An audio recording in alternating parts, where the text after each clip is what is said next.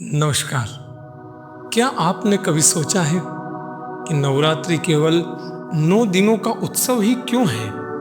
यह केवल गीत, संगीत और व्रत उपवास तक सीमित क्यों नहीं है? असल में यह पर्व हमारे भीतर छिपी 9 शक्तियों को जगाने का अवसर है। हर देवी का रूप हमारे जीवन की किसी न किसी यात्रा का प्रतीक है, और अगर आप इन्हें समझ लें तो नवरात्रि सिर्फ एक पर्व नहीं रहेगा, बल्कि आपके जीवन की दिशा बदल सकता है। पितृपक्ष में हमने अपने भीतर की सफाई की, अपने पूर्वजों का आशीर्वाद लेकर आत्मा को हल्का किया, और अब नवरात्रि का यह पावन समय आया है जब हम अपने शरीर, मन और आत्मा को शक्ति से संपन्न बनाने का प्रयास करते हैं। नवरात्रि के प्रारंभ में घट स्थापना केवल एक क्रिया नहीं है। जब हम मिट्टी में गेहूं के जवारे बोते हैं तो यह हमें हमारी जड़ों से जुड़ने का संदेश देता है। जब हम कलश की स्थापना करते हैं तो यह स्थिरता और धैर्य का प्रतीक बनता है।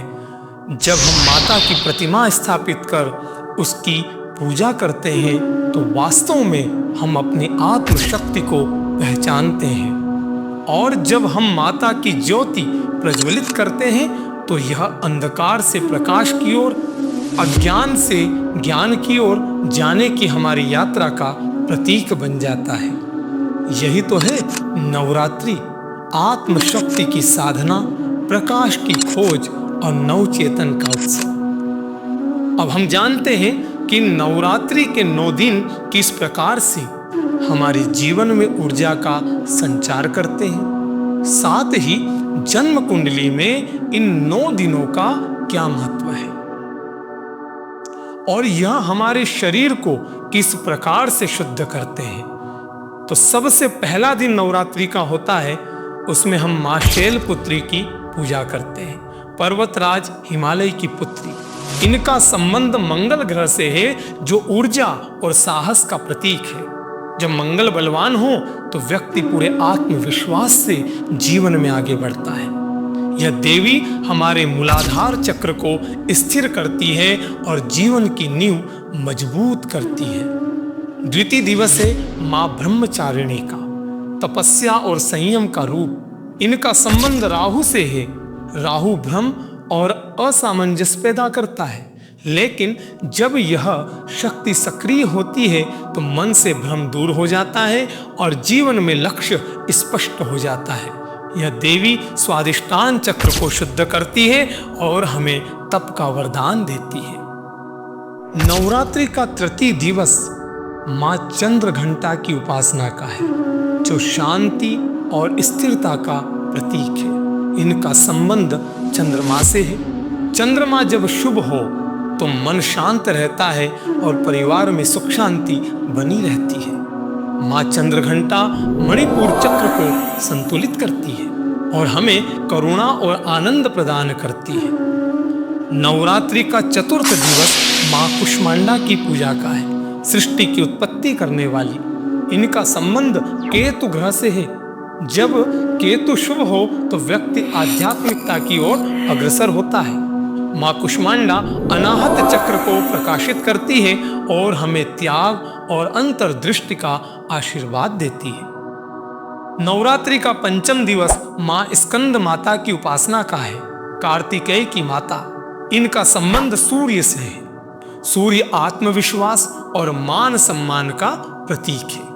जब सूर्य शुभ हो तो संतान सुख और प्रतिष्ठा की प्राप्ति होती है। मां स्कंद माता विशुद्धि चक्र को जागृत करती है। मां कात्यायनी का पूजन, बुद्धि और विवेक की देवी। इनका संबंध बुद्ध से है। बुद्ध जब शुभ हो तो वाणी मधुर होती है और निर्णय शक्ति प्रबल होती है। मां कात्यायनी आज्ञा चक्र को प्रकाशित करती है। मां कालरात्रि का पूजन भय और विघ्न विनाश के लिए किया जाता है। इनका संबंध शनि से है। शनि ग्रह कर्म का प्रतीक है। जब शनि शुभ हो तो परिश्रम से सफलता मिलती है। माँ कालरात्रि सहस्त्रार चक्र को संतुलित करती है और हमें निडर बनाती है। महागौरी का पूजन। नवरात्रि के दिनों में महागौरी का पूजन शांति और पवित्रता का प्रतीक है। इनका संबंध बृहस्पति से है। बृहस्पति जब शुभ होते हैं तो जीवन में ज्ञान और विवाह का सुख मिलता है। माँ गौरी हमें आंतरिक शक्ति और सकारात्मकता प्रदान करती है। माँ सिद्धिदात्री का पूजन हमें सभी सिद्धियों को प्राप्त करने में मदद करता है।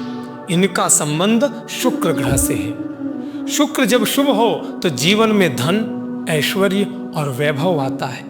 माँ सिद्धिदात्री सहस्त्रार्थ चक्र को पूर्ण रूप से जागृत करती है और हमें इच्छित फल प्रदान करती है।